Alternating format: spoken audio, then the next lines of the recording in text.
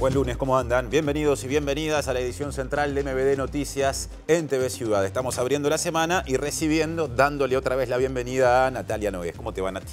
Bien, ¿y tú, Martín? ¿Descansaste? Sí, descansé un poquito. Está bien. Falta, pero un poquito sí. Sí, para encarar con energía lo que viene, que será muy intenso. Sí, ¿no? Este mes trae muchísimas cosas que tienen que ver con el tema que viene a continuación. Efectivamente, vamos por ahí, porque el candidato presidencial Álvaro Delgado informó en la red social X que se comunicó por videollamada con el ex presidenciable opositor venezolano Edmundo González Urrutia y también con la líder opositora de Venezuela, también en este caso María Corina Machado. El ministro de Relaciones Exteriores de Uruguay, Omar Paganini, y el subsecretario Nicolás Albertoni acompañaron a Delgado en la reunión virtual. Y consultado, el candidato presidencial Yamandú Orsi prefirió no pronunciarse acerca de si invitaría a su eventual asunción a González Urrutia. Por otra parte, a 2 semanas del balotaje, la campaña de Orsi continúa desplegando su estructura en el territorio con el objetivo de superar el 44% de base que obtuvo el candidato en la primera vuelta con la consigna de voto a voto. Bueno, así estamos empezando hoy. Nos desplazamos porque están prontos los contactos con los móviles en el comienzo de nuestra edición. Así que ya mismo estamos dándole paso a quienes estén presentes justamente en los lugares de trabajo, empezando por Martín Duarte. Martín Duarte va a estar justamente en instantes comunicándose. Martín, bienvenido.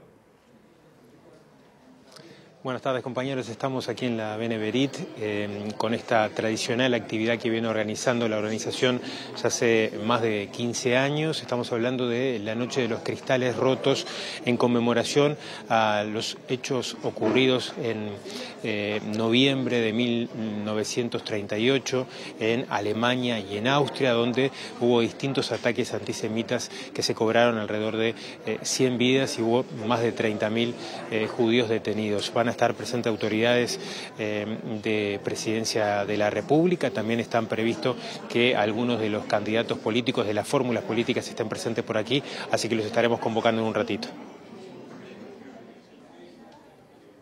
Y ahora vamos con Mariana Abreu, que está en una actividad de campaña electoral del Partido Nacional. Mariana. ¿Cómo andan, compañeros? Intensa actividad de campaña, poquitos días del balotaje. Estamos, en el plenario de la 404, sector aire fresco del Partido Nacional, aquí en el local de Colonia y Río Branco. Se está acercando la militancia y también dirigentes de este sector, así que en un ratito vamos a estar hablando con algunos de ellos, a ver justamente cómo están viendo el avance de la campaña electoral y las diferentes repercusiones acerca de los asuntos que se están tratando. Muchas gracias, Mariana y equipo. Hay una cantidad de temas destacados hoy. Repasamos los titulares. El general del Sindicato de Educación Inicial y Primaria, Elvia Pereira, cuestionó al senador colorado electo y expresidente de la ANEP, Robert Silva, quien sostuvo que es mentira que se hayan suspendido campamentos escolares por falta de presupuesto. La Comisión de Ética del Partido Colorado analizará el pedido de expulsión de la ex precandidata presidencial Zaida González después de la segunda vuelta debido a su apoyo al candidato presidencial Yamandú Orsi. La candidata a la vicepresidencia por el Frente Amplio, Carolina Cose, respondió a las críticas que hacen sobre su gestión al frente de la Intendencia de Montevideo. El presidente de CUTSA, Juan Salgado, respaldó al chofer que protagonizó el siniestro ocurrido en la playa Positos días atrás y aseguró que tiene el apoyo legal de la empresa. La filósofa mexicana Sayac Valencia invitó al ministro de Educación y Cultura, Pablo da Silveira, a hacer un curso de actualización tras cuestionar el lenguaje utilizado por Florencia Astori. Las redes en contexto de campaña electoral. ¿Para qué sirve cada una de ellas? ¿Cuáles son sus eventuales usuarios y usuarias? Y también sus lenguajes. Ana Laura Pérez hablará en su columna de hoy de Facebook, Twitter, Instagram y TikTok en la campaña. El diario Haaretz, uno de los principales de Israel, publicó un editorial en el que acusa al ejército israelí de estar realizando una limpieza étnica en el norte de la Franja de Gaza. Un informe de Naciones Unidas confirmó que alrededor del 70% de las muertes fueron de mujeres, niñas y niños. El diario The Washington Post publicó que el presidente electo estadounidense Donald Trump le había pedido al presidente de Rusia, Vladimir Putin, que evite una escalada de violencia en Ucrania, pero que el gobierno de Rusia negó que haya existido esa conversación.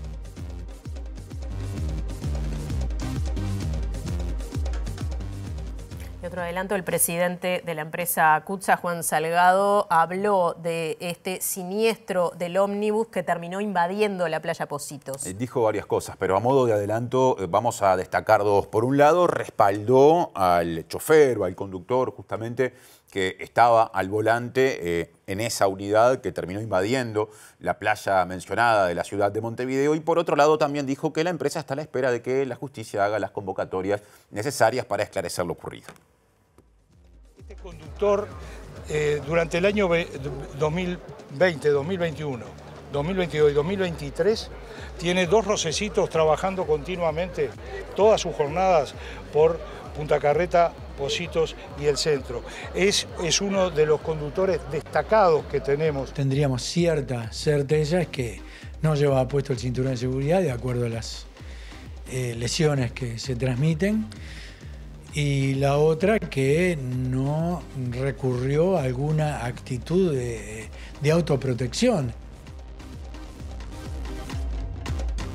Lo decíamos en la portada, pasando ya al desarrollo informativo. En caso de ganar las elecciones, Álvaro Delgado invitará a su ceremonia de asunción, en este momento hay que decir eventual ceremonia, al ex candidato presidencial opositor venezolano Edmundo González Urrutia. Delgado hizo pública su decisión tras una reunión virtual con González Urrutia y con la referente opositora venezolana María Corina Machado, en la que también participó el ministro de Relaciones Exteriores, Omar Paganini.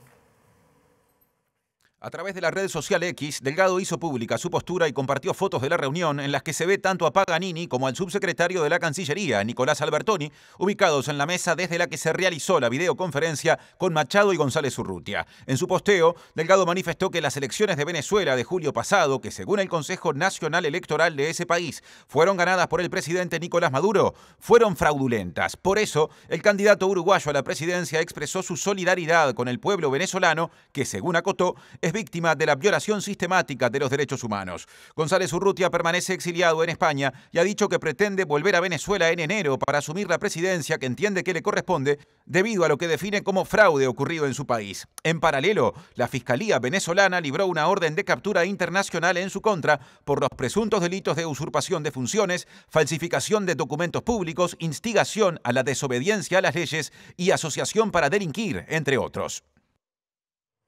Y por su parte, el candidato presidencial por el Frente Amplio, Yamandú Orsi, prefirió no pronunciarse acerca de si invitaría o no al venezolano Edmundo González Urrutia, quien, como veíamos, será invitado en una eventual asunción de Delgado. Y pasando a otros temas, Orsi también aprovechó la rueda de prensa en esta jornada para cuestionar al gobierno por entender que no generó los acuerdos políticos necesarios para que se designe a una persona titular de manera definitiva en la Fiscalía General de la Nación.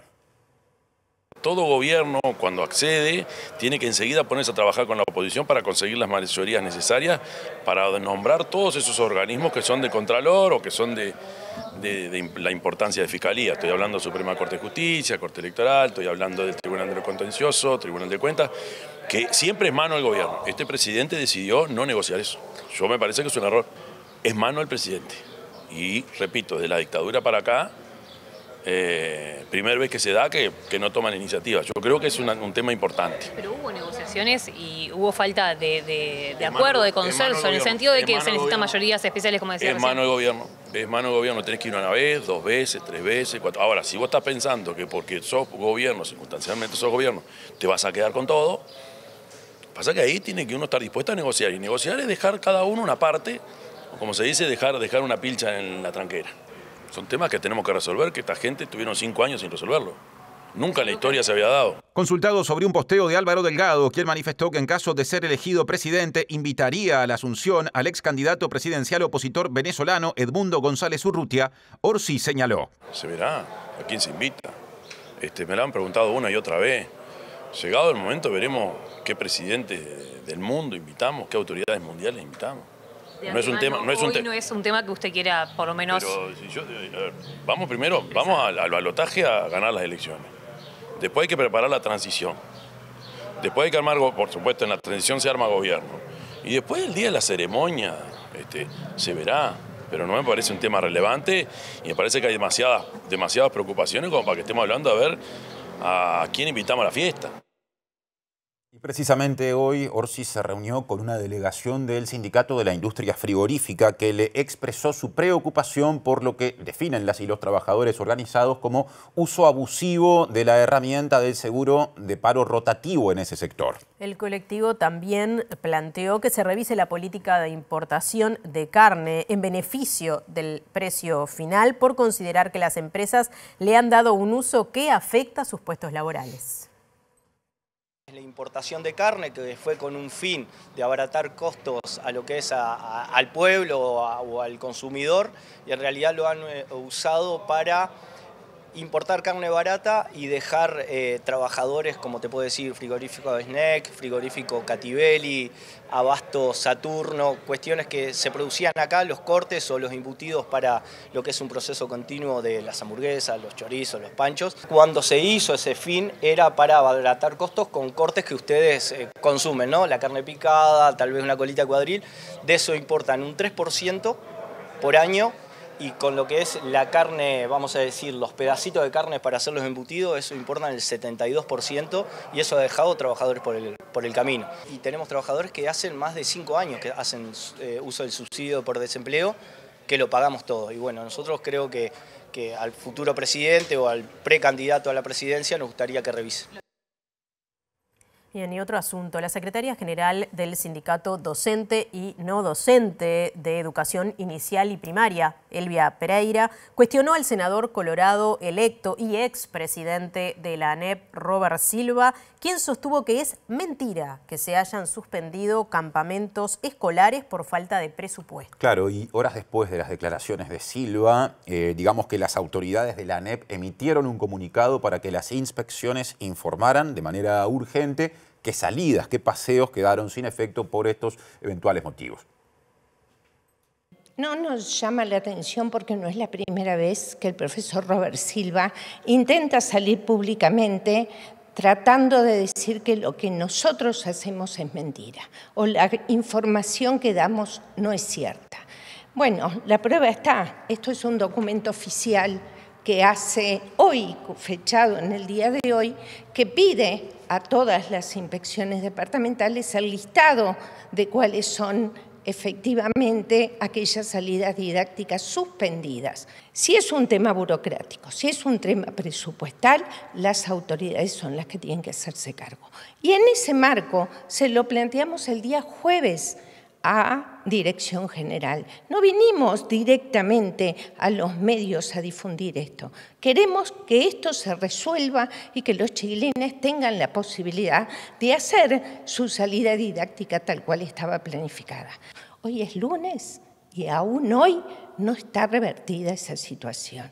Y ahora sí, estamos recibiendo incluso llamadas telefónicas de familias que hablan con nosotros, nos llaman aquí para saber cómo se puede revertir esto. Bueno, esto tiene una sola vía de solución, que es de alguna manera dar respuesta a esas comunidades educativas. Presenta Antel. Renová tu plan de fibra con un 50% de descuento por 3 meses y muchos más beneficios. Hay plenario de la lista 404 del Partido Nacional. Nos amplía Mariana Abreu. Adelante.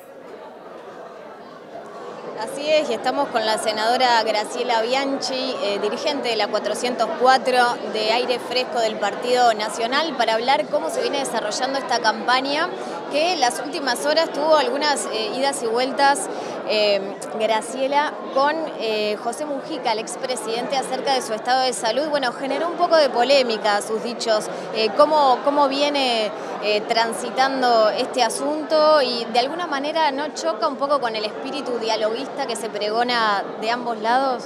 Bueno, primero, espíritu dialoguista el Frente no lo tuvo nunca. Desde el 13 de marzo del 2020 lo único que han hecho es complicarnos la vida, decirnos cualquier cosa, que somos narcotraficantes, que somos corruptos. Así que el dialoguismo yo lo mantengo. Yo fui la que coordiné con el Frente Amplio todos los últimos 3 años, o sea que ellos saben que yo soy dialoguista. Y yo lo dije mucho antes de lo que pasó con el tema del congelamiento de salarios. No es cierto lo que están diciendo, que yo le contesté a él por eso. No, eso le contestó Mieres.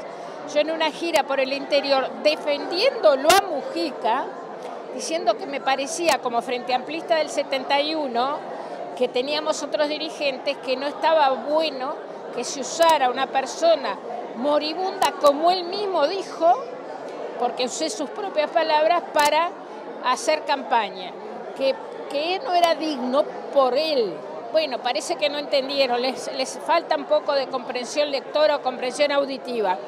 Él me contestó con mucha corrección y yo también le contesté hoy, porque es cierto que él fue a mi casa, siempre lo dije, siempre se lo reconocí, pero eso no quita que yo pensé que él me... Es decir, a ver, vamos a entendernos, él me entendió, pero no hay caso. Esto es que cuando no pueden con su naturaleza, entonces te está demostrando que sí, está en campaña victimizándose.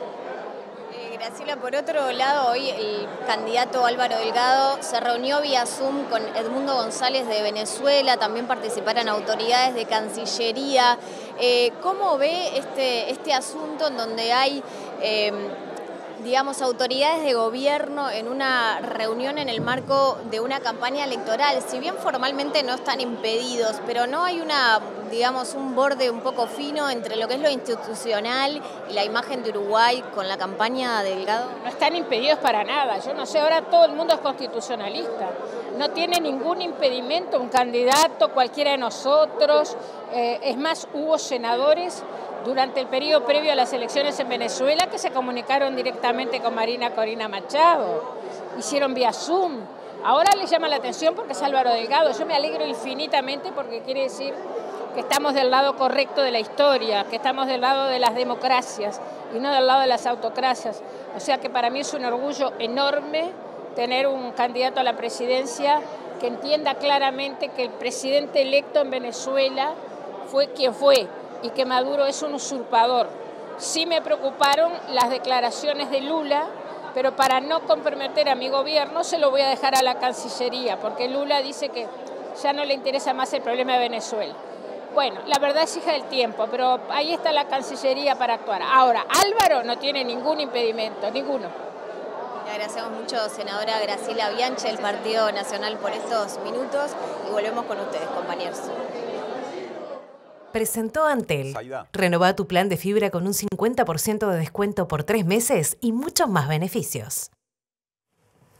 Bien, bueno, agradecemos a Mariana y equipo. Vamos a seguir con otro tema. Luego del balotaje, la Comisión de Ética del Partido Colorado analizará el pedido de expulsión de la ex precandidata presidencial Zaida González debido a su apoyo a Orsi. El mismo día en que González anunció su decisión, el secretario general del sector colorado llamado Corriente Constructora Liberal, Daniel Villamil, solicitó a través de una carta enviada al Comité Ejecutivo Nacional Partidario que el caso pase a la Comisión de Ética, textuales palabras, a los efectos de analizar y recomendar la expulsión del partido de la dirigente.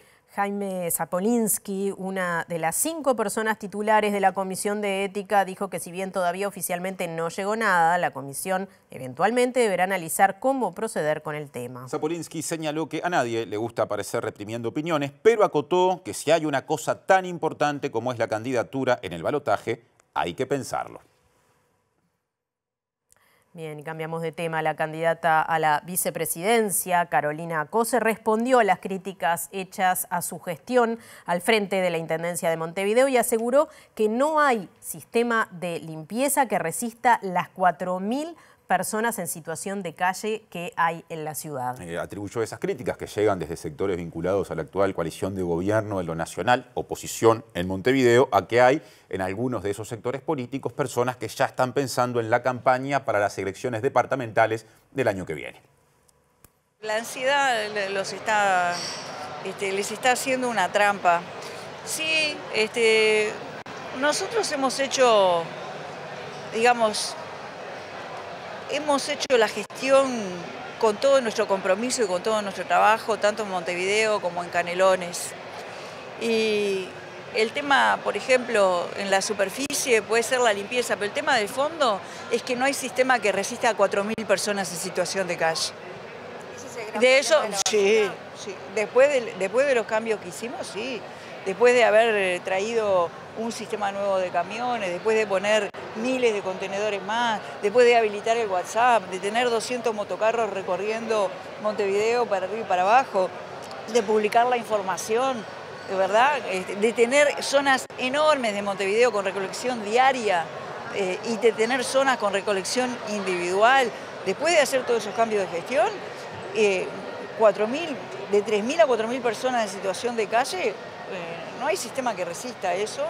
Y quiero decir que además no me parece bien que en Uruguay nos empecemos a acostumbrar al tema de la gente en situación de calle. Es muy doloroso. Y en los informes oficiales de este gobierno, aparece en los informes oficiales, página 13 de uno de los informes, la cantidad de personas que comen de la basura. Entonces, no me parece, me duele mucho que sabiendo que hay personas que comen de la basura, este gobierno no haya tomado las acciones que había que tomar. Ahora cambiamos de tema y pasamos a otro de los asuntos mencionados en los destaques de hoy, porque el presidente de CUTSA, Juan Salgado, dijo que el conductor del ómnibus de la línea 121, que semanas atrás se accidentó invadiendo la playa Pocitos, tenía hasta ese momento un muy buen, destacado desempeño laboral, y también descartó que una falla en los frenos pueda haber generado ese siniestro, en el que murió, recordemos, una persona.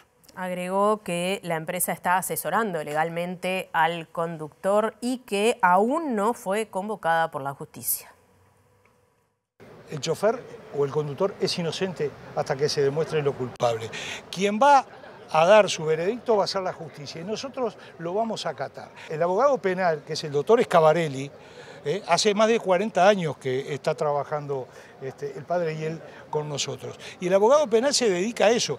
El abogado penal me dijo ahora, hace un rato, antes de venir acá, que cuando la sede lo convoque, ahí va a estar. Además de defender la idoneidad del conductor, Salgado también defendió los controles técnicos que se le realizan a quienes tienen libreta profesional. Mire, yo soy conductor de ómnibus profesional y acá tengo la libreta profesional de ómnibus y acá tengo cada 2 años vigente mi carnet de salud para libreta profesional. Lo que sí, ¿Conductor había asistido a ese departamento psicológico o tenía alguna observación por parte de ese cuerpo de CUTSA? Este conductor durante el año 2020, 2021, 2022 y 2023 tiene 2 rocecitos trabajando continuamente todas sus jornadas por Punta Carreta, Pocitos y el centro. Es uno de los conductores destacados que tenemos. Y la filósofa mexicana Sayak Valencia invitó al ministro de Educación y Cultura, Pablo da Silveira, a hacer un curso de actualización tras una discusión que días atrás el jerarca tuvo con la directora de Diversidad de la Intendencia de Montevideo, Florencia Astori. Claro, en esa discusión da Silveira cuestionó el lenguaje usado por Astori al promover el resumen, digamos, y compartirlo de una actividad en la que participó la profesional mexicana. Es una deriva conservadora y fascista que está en todos lados y que me parece muy preocupante que una persona que se dedica a administrar un ministerio de educación no tenga comprensión lectora ni tampoco vea la necesidad de que hay que ampliar los términos para poder tener soluciones prácticas y crear políticas públicas. Sí me parece grave por su parte no estar informado y no actualizarse, porque básicamente estos términos no son algo que estén que hayan salido de cualquier lugar, sino que hay una tradición histórica y crítica política, por supuesto, para el pensamiento crítico que es del que yo abrevo y que me parece preocupante que no conozca los términos. Si es alguien que se dedica al Ministerio de Educación, le invitaría yo a que hiciéramos un curso para que entienda de qué se está hablando, para que pueda también crear una educación más inclusiva. No es una cosa que sea precisamente solo del Uruguay, sino de las derechas internacionales, donde entendemos que una herramienta tan importante como el lenguaje, pero que parece obvia, les está preocupando, y les preocupa porque cuando cambiamos el lenguaje también cambiamos la conciencia social. Ahora otro asunto, redes sociales en campaña electoral. Muchas veces hablamos genéricamente de redes, ahora son diferentes y pueden seguramente llegarle a distintos públicos y seguramente también demanden usos diferentes para obtener el mejor, digamos, rendimiento. Tema de la columna que ya empieza con Ana Laura Pérez, estrenando los días lunes en los que la tendremos en adelante. ¿Cómo andás, Ana? Todo bien, Martín. Todo bien. Facebook primero, ¿te parece? Sí, claro, porque mucho se ha dicho que Facebook está muerta, que ya no se usa, que no existe más.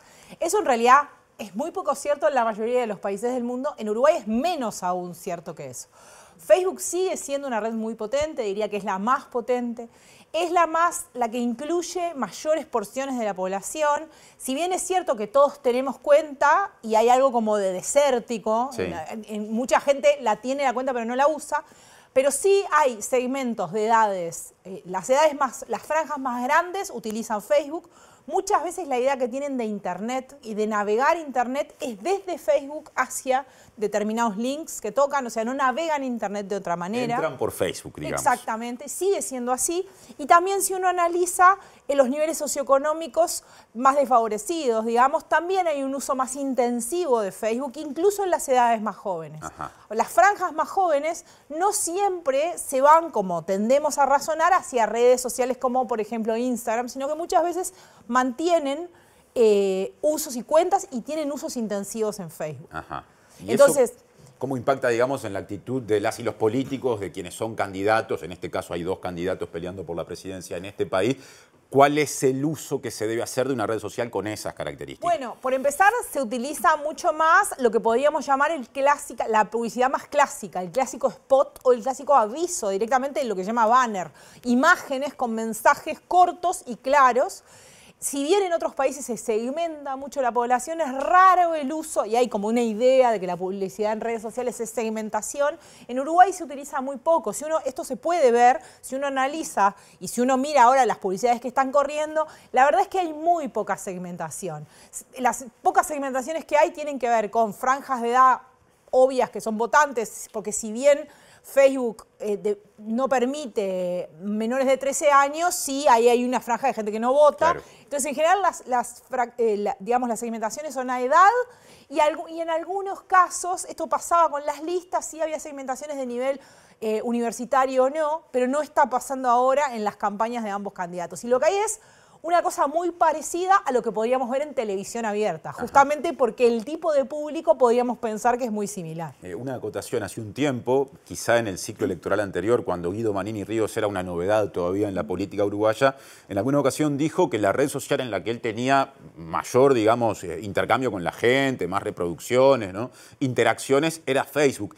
¿Eso es así en todos los casos o tiene que ver con el perfil de algunos y algunas dirigentes políticos? Yo creo que tiene mucho que ver con el perfil de algunos políticos en términos de quién es su base más dura de votantes. Igual, de todos modos, yo creo que algunos candidatos podrían darse el lujo de no estar en otras redes sociales. En Uruguay creo que Facebook es un lugar en el que hablábamos la semana pasada, que por ejemplo Salle no tenía Facebook y cuando decide ser candidato, lo primero que hace es hacerse una cuenta de Facebook. ¿Por qué? Porque la verdad, pensar una campaña electoral en Uruguay sin un lugar en Facebook, una cuenta en Facebook para hacer alguna clase de mensaje sería muy arriesgado.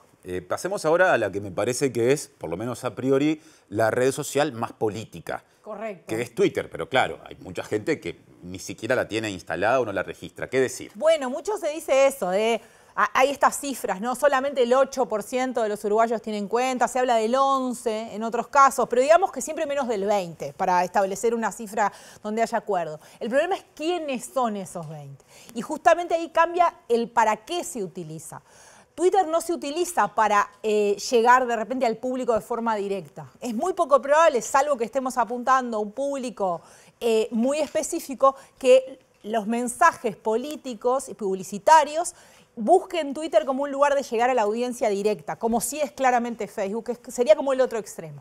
Acá probablemente el uso más común es la construcción de agenda. Ajá. Los periodistas estamos en Twitter muy ávidamente, los decisores, los empresarios, los abogados, los universitarios, la gente que genera lo que se llama conversación. Un ejemplo de hoy, Delgado anunció o le dio estado público a su reunión virtual con González Urrutia y Corina Machado de Venezuela, en la que participó gente integrante del actual gabinete, el ministro Paganini y el subsecretario Albertoni, por Twitter o por X. Esa fue la vía por la cual, o a través de la cual lo anunció. Es que el camino es exactamente el que se dio con ese caso y se ha dado montones de veces, y pensamos incluso en el gobierno se ha dado. Es lo que antes podría ser un comunicado o una llamada o un mensaje desde el comando de un candidato hacia los periodistas avisando para que informen, ahora es un tuit y todos los medios de comunicación, a partir de eso buscan reacciones, lo publican, lo generan como noticia. Entonces, en general, el uso de Twitter es un uso mucho menos publicitario y mucho más de construcción de agenda en los medios más tradicionales, podríamos decir de alguna manera. Menos publicitario y más informativo. Está bien esa síntesis. Sí, y mucho menos orientado al público final, sino hacia quienes construyen mensajes para ese público. Bien, marcando agenda. ¿Y qué pasa con Instagram y con TikTok? Nos venimos más acá en el tiempo en términos de cuándo han ido surgiendo esas redes sociales. Y son las redes más visuales, más identificadas, en particular en el caso de TikTok, pero también en Instagram, con los públicos más jóvenes, con las franjas más jóvenes, no en vano.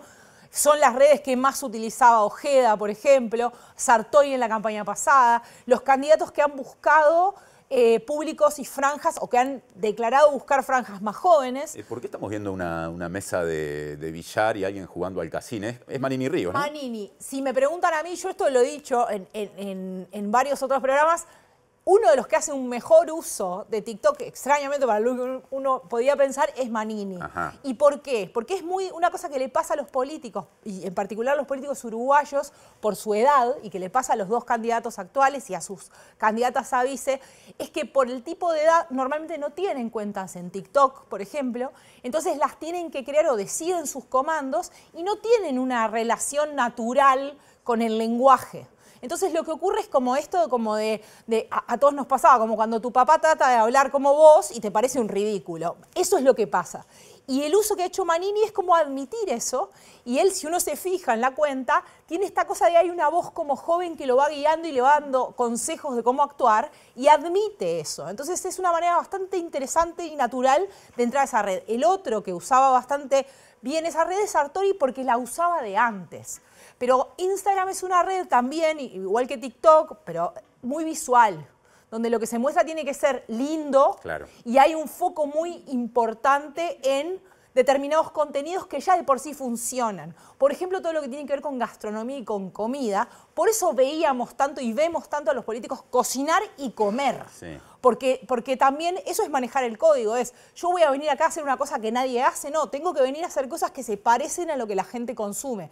No en vano, además, obviamente se paga para distribuir ese contenido, pero también ayuda a la distribución orgánica a entrar en circulaciones de contenido que coinciden con lo que la gente consume. Y los deportes, las mascotas, los viajes, todo eso entra en Instagram. Todo lo que es lindo y visual. Claro. Las cosas que son feas y deprimentes y tristes no funcionan en esa red. Bien, ya tenemos que cerrar, pero lo último que te pregunto es, en función de estas coordenadas que has ido marcando en cada red social, ¿entendés que la dirigencia política uruguaya, más allá de los ejemplos puntuales de los que hablamos, se empieza a adaptar o se adapta mejor que antes a esos perfiles diferentes o falta? Falta, han ido aprendiendo, y hay una cosa que yo creo que permea en otros planos, y es que somos una sociedad bastante conservadora.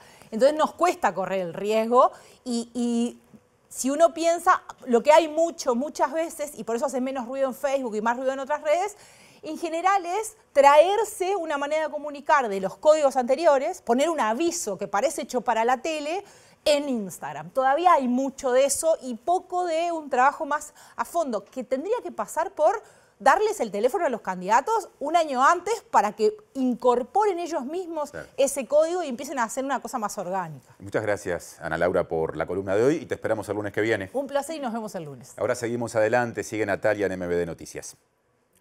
Sí, Martín, y les contamos que se realizó el relanzamiento del servicio de buses turísticos en Montevideo luego de que quedara suspendido durante la pandemia. El servicio contará con 6 unidades con capacidad para 60 personas que realizarán 4 recorridos fijos, y la empresa CUTSA será la adjudicataria por 8 años tras presentarse a un llamado a licitación. Algunas de las características importantes es que logramos ampliar la zona de cobertura, sobre todo llevándola hacia al lado oeste, llegando hasta los humedales de Santa Lucía, pasando por la Fortaleza del Cerro, es decir, ampliar Montevideo, que tiene muchísimo para mostrar, y de esa manera también ampliar las posibilidades de que quien se suba al bus turístico efectivamente pueda conocer otros lugares que no estaban incluidos en el primer servicio, que era el que teníamos anteriormente. La tarifa fue regulada, fue parte de lo que estaba en los pliegos y las condiciones de que bajo qué tarifa tarifas tenía que cobrarse a cada uno de los servicios. De esa manera también se establecieron servicios preferenciales para los usuarios de transporte público habitual, haciendo que tanto los usuarios comunes como estudiantes, jubilados, reciban beneficios. El sistema tarifario está efectivamente también colgado para que cada uno de los casos pueda saber cuánto le cuesta el acceso a este nuevo servicio. ¿Contará con una guía turística? Sí, claro. Va a tener guías turísticos en varios idiomas, apostando también a que pueda tener, tanto en portugués como en inglés, que son habitualmente turistas que puedan no manejar español, puedan tener ese servicio y ese acceso. Presenta Mercado Agrícola de Montevideo, en el corazón de un barrio donde late la ciudad. Mercado de Historias. Mercado de Historia. ¿Qué tal? Buenas tardes. Abrimos el capítulo internacional hablando de los primeros pasos que ha dado el nuevo presidente de los Estados Unidos electo, Donald Trump, con algunos nombramientos que ya empiezan a generar expectativa, pero también rispidez. Recordemos que además una de las relaciones que se prevén más complejas va a ser con México, no solamente por la cercanía, sino por la relación que ese país tiene con la cuestión migratoria. Por eso la presidenta Claudia Sheinbaum dijo que va a ponerse en contacto con el equipo de transición de Trump, sobre todo teniendo en cuenta que ha nombrado a Tom Homan como encargado ex jefe interino de la Agencia de Inmigración y Control de Aduanas, que va a estar a cargo justamente de la zona de frontera, y se prevé una relación bastante compleja. Por otra parte, el presidente de Estados Unidos dio a conocer hoy una nómina de los distintos líderes con los que ya tuvo contacto, por lo menos telefónico, y no está el presidente ruso Vladimir Putin como se había anunciado. Dijo sí que habló con el primer ministro israelí Benjamín Netanyahu, con el primer ministro canadiense Justin Trudeau, también habló con el príncipe heredero de Arabia Saudita, con el presidente francés Emmanuel Macron, pero no aparece allí el nombre de Vladimir Putin, tal como lo había publicado el diario Washington Post, quien había dicho que Donald Trump le había advertido al presidente Putin que quería terminar rápidamente con la guerra y que recordara que Estados Unidos tenía una presencia militar muy importante en Europa, lo que fue desmentido por el Kremlin. El vocero presidencial ruso Dmitry Peskov afirmó este lunes que los reportes sobre una supuesta conversación entre el presidente ruso Vladimir Putin y el mandatario electo de Estados Unidos Donald Trump son falsos, no se corresponden a la realidad en absoluto y que son pura ficción.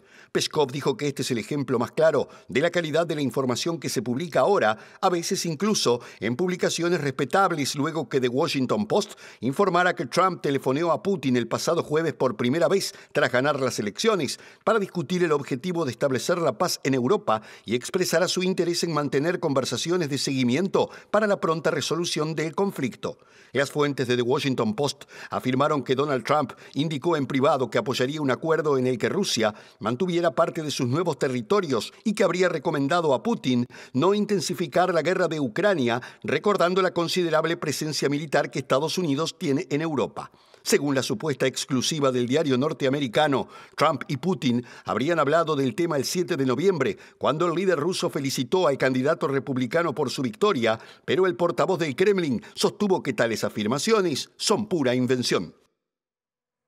La palabra limpieza étnica en relación a la política que lleva a cabo Israel en la Franja de Gaza volvió a escucharse en esta jornada, no solamente por parte del jefe de la diplomacia europea, Josep Borrell, quien cuestionó las políticas en ese sentido de Israel sobre los palestinos, sino el propio diario israelí Haaretz, quien en una editorial muy dura acusó al gobierno de Benjamín Netanyahu de estar practicando una limpieza étnica en el norte de Gaza con el fin de que vuelvan los asentamientos israelíes al enclave palestino, entre otras consideraciones.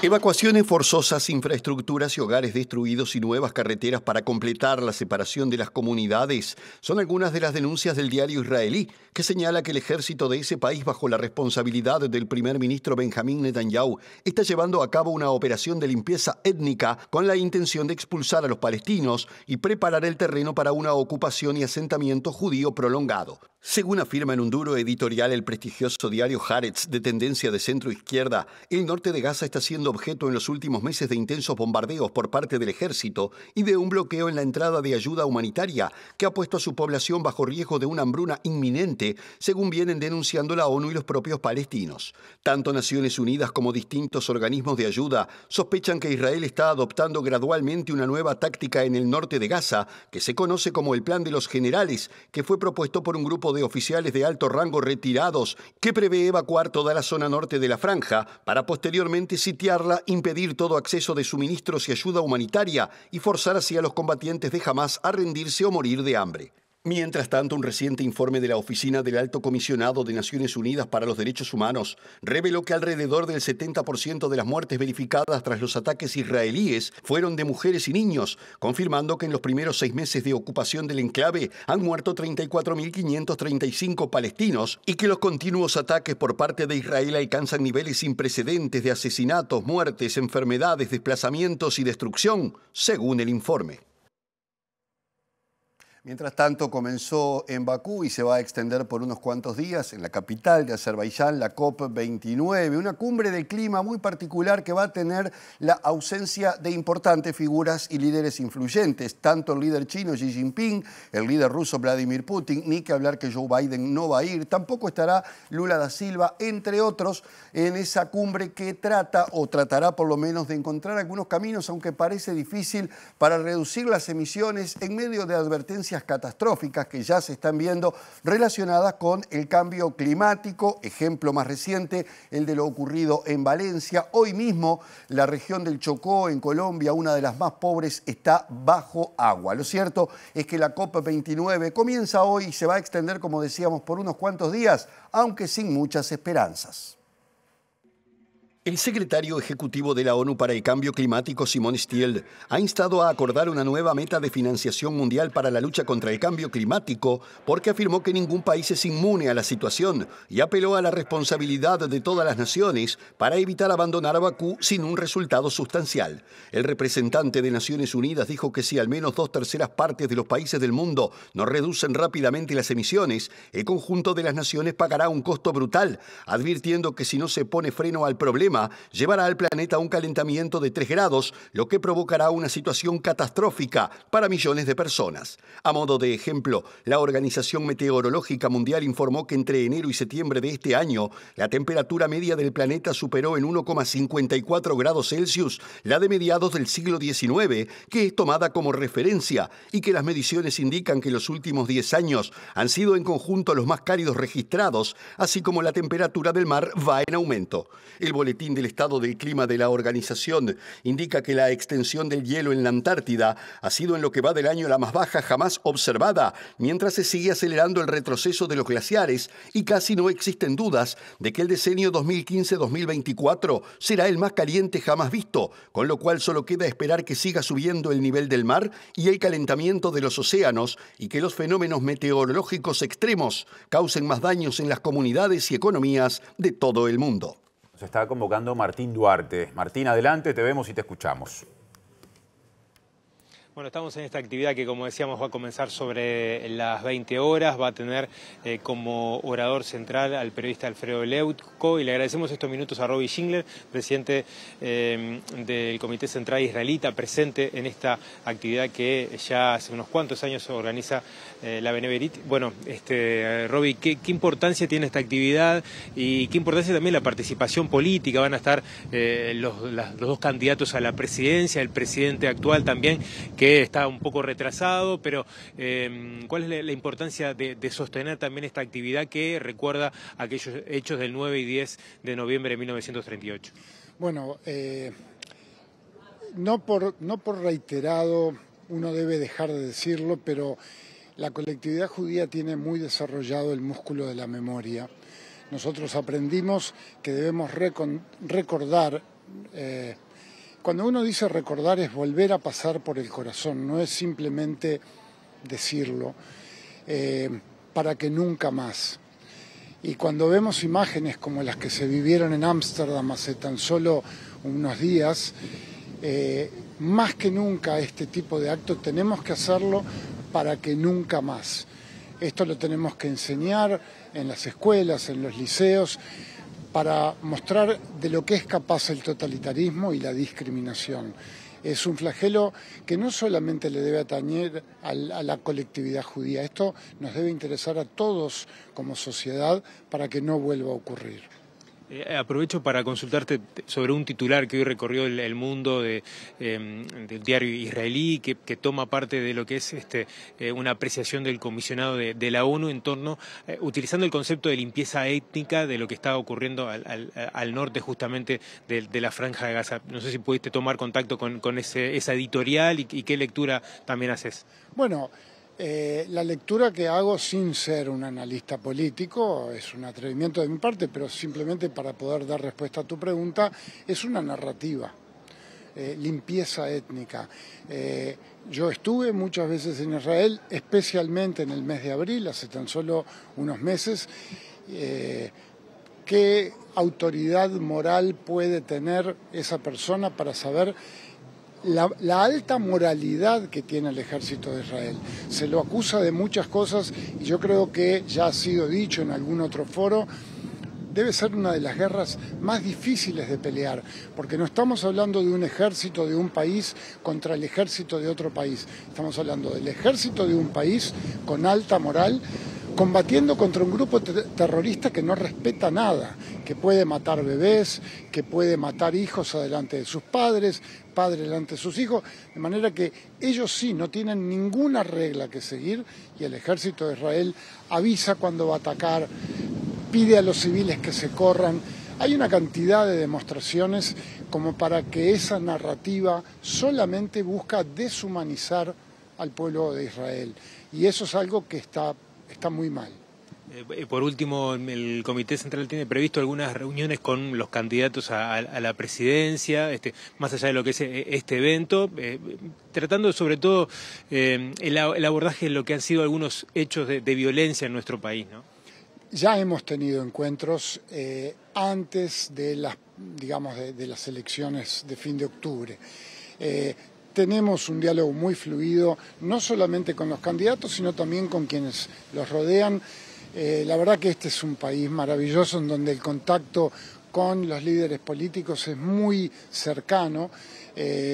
Por supuesto que están al tanto del incremento de los hechos antisemitas que se han dado, pero de alguna manera somos un pueblo resiliente, estoy convencido y soy optimista que vamos a salir de esta, tanto como colectividad judía del Uruguay, así como también Israel en Medio Oriente. Como siempre, muchas gracias por estos minutos, es muy amable. Presidente de la comunidad israelita, donde van llegando distintas autoridades políticas. Les comentaba que había un pequeño retraso con el helicóptero del presidente que hacía que este evento que estaba previsto comenzar sobre las 20 horas se va a retrasar un poquito, así que nos quedamos por aquí para llevar la cobertura en las próximas ediciones de MBD Noticias. Muchas gracias, Martín y resto del equipo. Estamos casi que para el cierre del informativo ahora desde estudios. Sí, vamos a repasar el estado del tiempo para las próximas 48 horas en Montevideo y la zona metropolitana. Claro, ahí estamos viendo justamente el pronóstico de Inumet. Primero para mañana, martes 12 de noviembre, con 12 grados de temperatura mínima pronosticada, 21 de máxima y un pronóstico que habla de un aumento de la nubosidad. Y el miércoles 13 de noviembre, similar pronóstico, siguen las temperaturas bastante bajas en relación a la semana anterior, sobre todo 13 grados la mínima, 22 la máxima. Estamos llegando al final, ahora sí, de la edición, la primera de esta semana, o por lo menos de lunes a viernes, de MBD Noticias en su propuesta central. Ya viene el lado B a la pantalla de TV Ciudad. El reencuentro con las noticias será mañana a las 8, a las 13 y a las 18:55. Gracias por estar, que pasen bien. Hasta entonces.